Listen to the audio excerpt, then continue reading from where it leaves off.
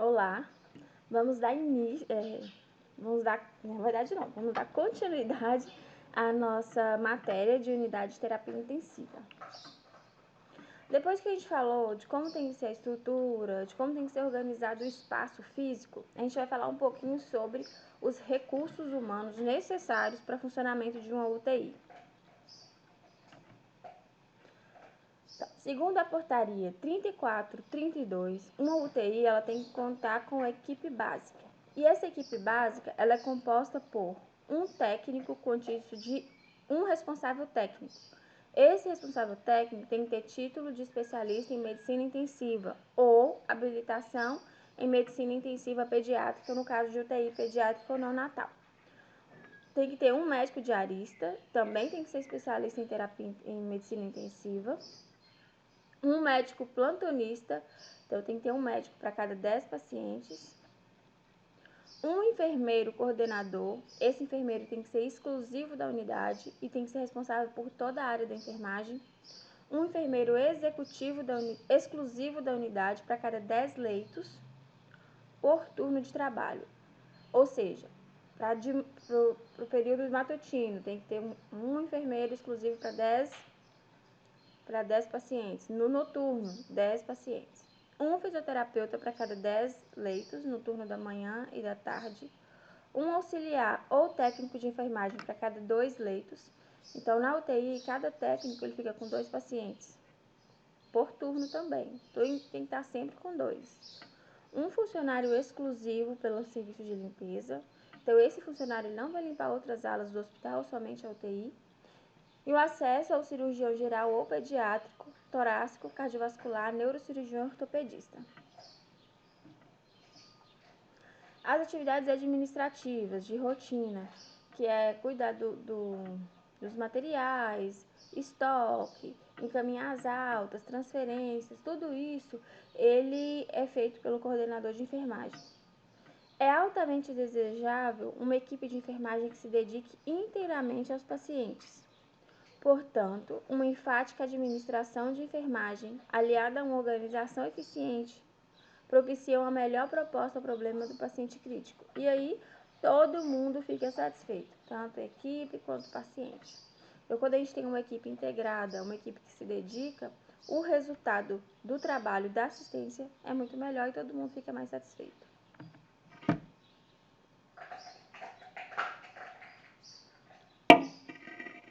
Agora a gente vai falar um pouquinho sobre quais os cuidados, quais os procedimentos, quais as técnicas que a gente vai precisar fornecer na UTI e também os principais problemas que a gente encontra na UTI. Um momentinho.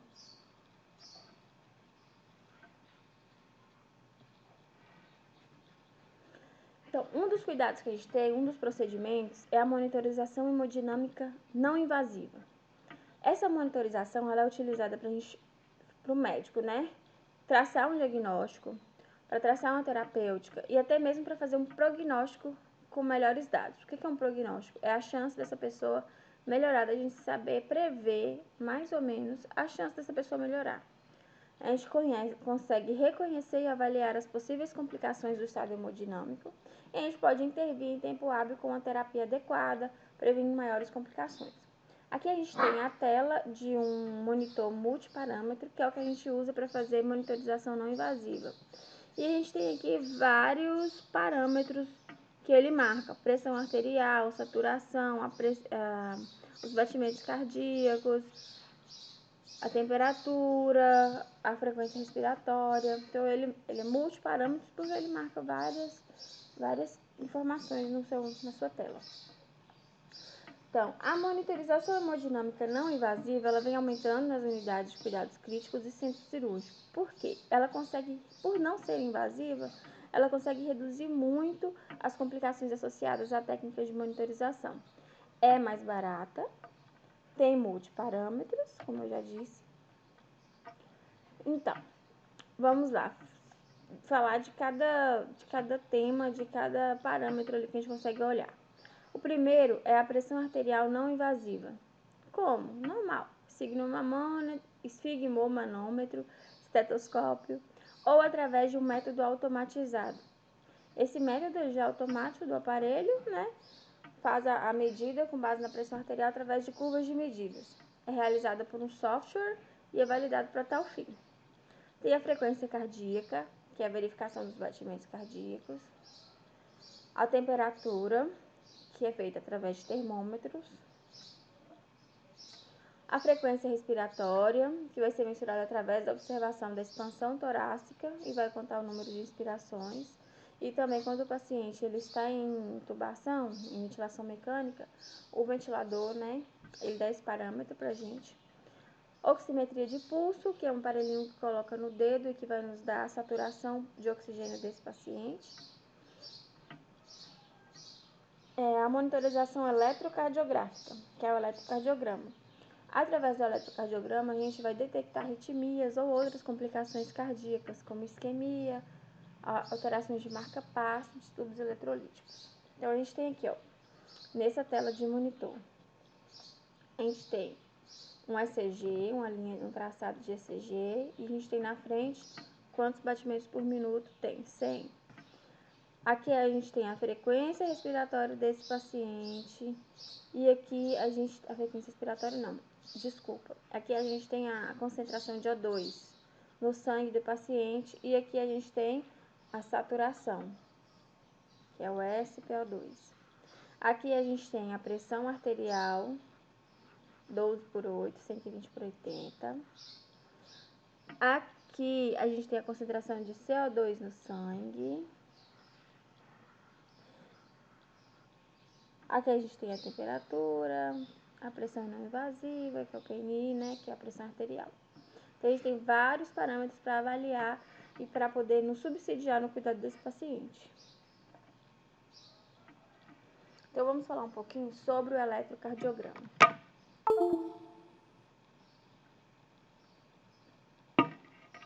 Olha, o eletro ele é realizado pela equipe de enfermagem. Então, a gente tem que saber realizar esse eletro. Eu não sei ler. A gente tem que saber avaliar, enxergar no eletro as principais curvas, as principais alterações, para a gente poder comunicar a equipe. Porque quem vai ter uma decisão terapêutica e vai dar o diagnóstico é o médico. Então, a gente vai realizar o eletro. Como? Na verdade, o eletro tem qual função? A função do eletro é fazer o registro da atividade elétrica do coração para fins diagnósticos. Eletrocardiograma é o registro gráfico da atividade elétrica. O coração, ele é um músculo.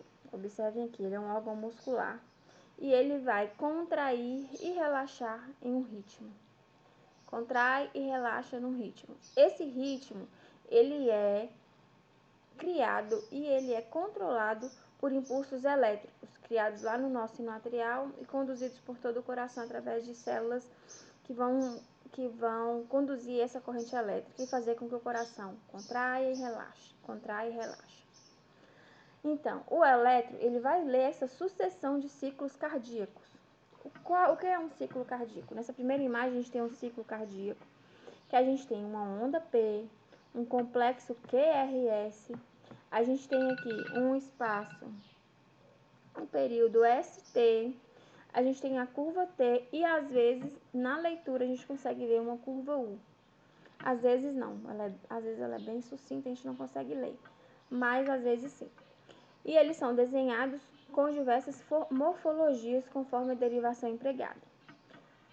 Deixa eu falar um pouquinho sobre derivações. Para ler o coração, o inteligente lá que estuda criou 12 derivações para fazer essa leitura da atividade elétrica do coração. 12 derivações. Imagine esse corpo aqui e cada seta dessa é uma derivação que passa cortando o coração. Tá, são 12 derivações. Dependendo de onde eu coloco o eletrodo, cada derivação vai me dar uma curva dessa diferente. Tem a derivação comum e depois tem no eletro a curva de cada derivação para eu ver se naquele lugar do coração o coração está normal. Ok? Então, a gente tem derivações precordiais e derivações periféricas. As derivações precordiais são, vou voltar, são aqui, ó, V1, V2, V3, V4, V5 e V6. Esses eletrodos, eles são colocados direto no tórax. A gente tem as derivações periféricas, que são D3, D2, D1, AVR, AVL e AVF. Tá, então vamos lá. Onde eu vou posicionar esses eletrodos? Os eletrodos, eles são colocados sucessivamente sobre as 6 posições da superfície torácica. Vamos lá. V1. V1, eu vou pegar o meu externo. O externo e a clavícula, eles vão ser parâmetro. Então, o externo está aqui, da pessoa, do paciente. E ao lado do externo, no quarto espaço intercostal, eu vou colocar um eletrodo. Eu vou contar 1, 2, 3, 4. 4 espaço intercostal, eu vou colocar V1, do lado direito do externo. Coloquei aqui um eletrodo ou uma perinha. Do lado esquerdo, no quarto espaço intercostal, a gente tem V2. Então, eu pego o externo, vou contar 1, 2, 3, 4. 4 espaços intercostal, eu vou colocar V2. Tá. V3. V3, ele fica entre V2 e V4. Então, vamos colocar primeiro V4, que a gente tem no quinto espaço intercostal, linha clavicular média. Tem a clavícula, eu vou dividir a clavícula no meio e vou contar 5 espaços intercostais. Vamos supor que dá mais ou menos aqui. Vou colocar V4 aqui e entre V4 e V2 eu vou colocar V3. No quinto espaço intercostal esquerdo, na linha clavicular média, vai ser V4. E no quinto espaço intercostal esquerdo, na linha axilar anterior. A axila está aqui, linha axilar anterior, eu vou colocar o meu V5. Linha axilar média, eu vou colocar o meu V6. Conforme a imagem aqui, ó. V1, V2, V3, V4, V5 e V6. Depois que a gente colocou todos os eletrodos precordiais, a gente vai colocar as derivações periféricas, que ficam nas mãos e nos pés, nos punhos, conforme está aqui a imagem. Para decorar, uma decoreba para a gente usar, a gente sempre pensa assim. Os lados verde e amarelo é do Brasil, então fica do lado esquerdo do coração.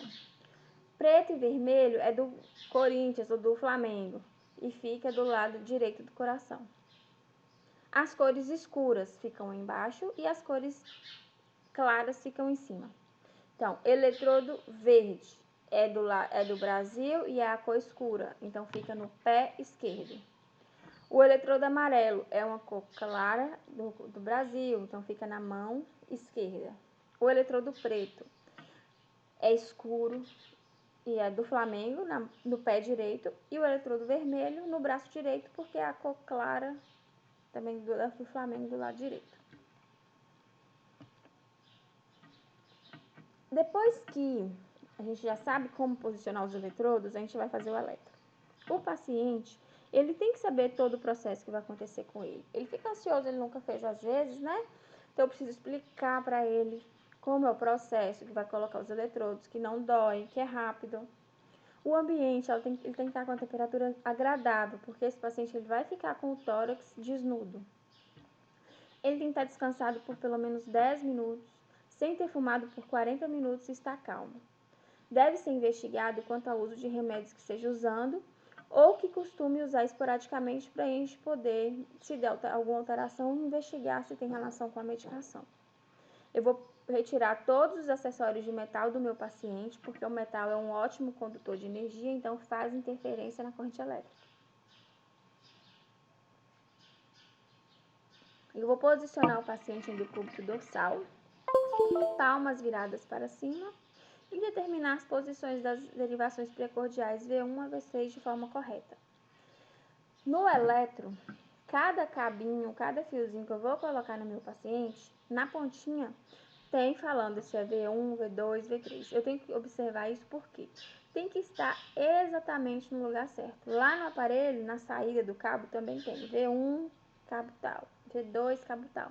E ele tem que estar colocado exatamente naquele local, porque senão eu tenho um eletro alterado. Em seguida, eu vou fazer a limpeza do tórax, de onde eu vou colocar. Às vezes o paciente está muito suado ou a pele está oleosa, eu tenho que passar um alquinho no lugar para tirar essa oleosidade, senão não cola o eletrodo.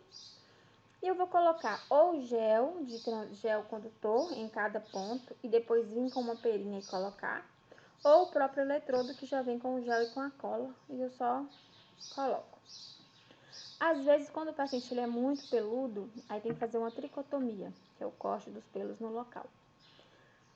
Antes de fazer o eletro, eu vou checar se esse aparelho está funcionando, se todos os cabos estão conectados e eu vou aterrar esse aparelho. O aterramento no aparelho ele vem uma garrinha de metal, um fio e uma garrinha. Eu vou colocar essa garrinha em algum lugar de metal também, que é o aterramento. Aí, feito isso, eu vou colocar o aparelho para registrar o eletrocardiograma desse paciente. Depois eu vou tirar todos os eletrodos, se necessário limpar. O que é importante eu colocar nesse resultado? O nome do paciente, a data, a idade, o leito, o nome de quem realizou e a hora do exame. Porque se ele fizer mais de um eletro sucessivo, eu vou saber em qual resultado que teve ou não alteração, em qual horário. Então, a gente viu aqui os principais parâmetros, as principais formas de monitorar o paciente dentro de uma UTI. E aí, agora a gente vai ver quais são as complicações mais frequentes, as doenças mais frequentes que a gente vai cuidar dentro dessa unidade. Um dos problemas que a gente vai encontrar é a ICC, que é a insuficiência cardíaca congestiva. A principal causa de insuficiência é a isquemia cardíaca ou infarto do miocárdio. Outra causa comum é a hipertensão arterial não tratada. Nos dois casos, a gente tem uma mudança no músculo do coração e esse coração ele já não consegue mais bombear de forma efetiva. Ou ele fica com a parede muscular muito grossa, por exemplo, no caso de isquemia, muito grossa, e o músculo já não dentro do ventrículo já não cabe mais tanto sangue para bombear e fica pouco sangue. Ou a parede fica muito dilatada, fica muito fininha, porque ele vai sempre tendo que caber mais sangue e o músculo vai ficando mais fraco. Nos dois casos, a gente tem uma deficiência do coração. O coração não bate de forma suficiente. A gente tem uma insuficiência cardíaca congestiva. Outra causa é quando o paciente, já falei, né, precisa fazer mais força e aí não consegue distribuir o sangue pelo coração, o órgão vai tornar grande e insuficiente. O sintoma vai depender do lugar que foi afetado. Quando essa insuficiência é no ventrículo esquerdo, a gente vai ter o quê? Baixo débito cardíaco para o corpo, baixa saída de sangue para o corpo. O principal é, como tem pouco sangue, o paciente vai ter mais fraqueza e cansaço. Nas fases avançadas, o paciente se cansa pelo simples fato de ir no banheiro. Outro sintoma típico é a falta de ar ao deitar. A incapacidade de bombear sangue para os tecidos causa um acúmulo nos pulmões. Como meu coração não está conseguindo bombear para o corpo, eu tenho um acúmulo de sangue ou de líquido no pulmão. O sangue que sai dos pulmões não consegue chegar eficientemente no coração porque esse está ali engurgitado, está cheio, está congestionado. Por isso o nome insuficiência cardíaca congestiva. Essa lentidão vai causar extravasamento, chamando de congestão pulmonar. Em casos graves, tem o edema pulmonar, o edema agudo de pulmão, que é uma urgência médica. Se for do lado direito, além desses problemas, a gente vai ter um edema generalizado. Mãos inchadas, pés inchados, abdômen inchado, acúmulo de líquido nessas regiões.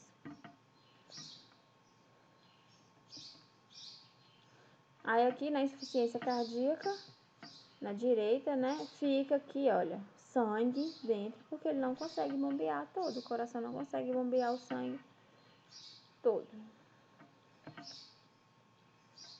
Essa aqui é no eletro, né, o traçado de uma batida cardíaca normal e aqui o traçado de uma insuficiência cardíaca. Então, a gente tem um normal, dois mais fracos, sem conseguir bombear. Um normal, outros mais fracos. O tratamento vai ter restrição de água e sal, diurético, antihipertensivo, medicamento para aumentar a força muscular, que é a digoxina, Obesos têm que perder peso, fumantes têm que parar de fumar, o álcool tem que ser controlado, a pressão arterial tem que ser controlada a rigor, essa pressão não pode aumentar. Por isso que, e às vezes só o transplante. Por isso que a prevenção ainda é a melhor opção. Quais são os cuidados que nossa equipe vai ter que prestar para esse paciente? Monitorar a ingestão e excreta de água, balanço hídrico, a cada 2 horas. Manter posição de Fowler, cabeceira elevada para melhorar a respiração. Avaliar a distensão venosa jugular. Olhar a veia jugular, porque às vezes está tão engurgitada que ela fica aqui engurgitada também. Promover restrição hídrica, estimular a respiração profunda, executar movimentos passivos e ativos com membros inferiores, pesar o paciente todo dia para eu acompanhar esse edema, fazer o balanço hídrico, oferecer dieta leve, fracionada, com pouco sal e pouca gordura. Depois da insuficiência cardíaca congestiva, a gente tem as doenças coronarianas, que são as doenças relacionadas ao coração. Angina pectoris, infarto, cardiopatia isquêmica crônica ou morte súbita. A angina pectoris ela é caracterizada por uma dor ou um desconforto torácico e é causada por isquemia do miocárdio. O que é isquemia? Isquemia é uma falta de oxigênio no coração, no músculo do coração. Então, por algum motivo, alguma obstrução, faltou oxigênio, causa isquemia, causa angina. A gente tem 3 tipos de angina: a estável, a prismetal ou a estável. A estável ou típica, ela é provocada pelo esforço. Então, quando a pessoa faz atividade física, ela sente aquela dor no coração. Parou a atividade física, parou o esforço, parou de pegar peso, a dor passa. A prismetal ou variante, o paciente sente mesmo em repouso, mas quando a gente oferece vasodilatador, então o espaço para o sangue passar fica maior, ele melhora. E a angina estável, que é a forma mais grave, a dor é forte, prolongada e é também chamada de angina pré-infarto. Não melhora com vasodilatador. Então, se essa angina não for tratada, não for descoberta, ela vai levar a um infarto agudo do miocárdio. O infarto é responsável por mais mortes do que todos os cânceres existentes. A incidência vai aumentar com a idade, sendo mais comum de 45 a 54 anos. A principal causa é a aterosclerose coronariana, mais de 90% dos casos. A aterosclerose é o acúmulo aqui, de gordura na parede do vaso, o sangue não passa, aqui está obstruído, o sangue não passou, não tem oxigênio, a gente tem morte das células do coração. Pode ocorrer em vários períodos, de minutos até horas. Tipicamente o início é súbito, então começa de uma vez. A dor, ela é precordial, então ela é aqui no tórax, mas ela pode vir para os ombros, para o braço, ombro esquerdo, braço ou mandíbula. Tipicamente, o início é súbito e a dor geralmente é acompanhada por sudorese, náusea, vômito ou dispneia. Na cardiopatia isquêmica crônica, a gente tem uma isquemia de longa data, esse coração sofrido, que tem muito tempo que ele está isquêmico, faltando oxigênio. Desculpa. Então, geralmente vai ocorrer em idosos, é o desgaste lento, do músculo mesmo. A morte súbita, ela é aquela morte inesperada que vai acontecer de 1 a 24 horas. Tem estudiosos que defendem que são as que acontecem até 1 hora. Aproximadamente 80% das vítimas, elas têm aterosclerose. Quais são os fatores de risco? Tabagismo, álcool, sedentarismo, pressão alta, diabetes, problemas de colesterol, estresse físico e emocional. A forma de prevenir é levando uma vida saudável, exercício físico regular, não fumar, não beber, controlar doenças como a hipertensão, a diabetes, colesterol alto, buscar combater o estresse físico e emocional e, se tiver alguma comorbidade, algum fator de risco, fazer exames médicos pelo menos uma vez ao ano. O que nós vamos prestar para esse paciente de assistência?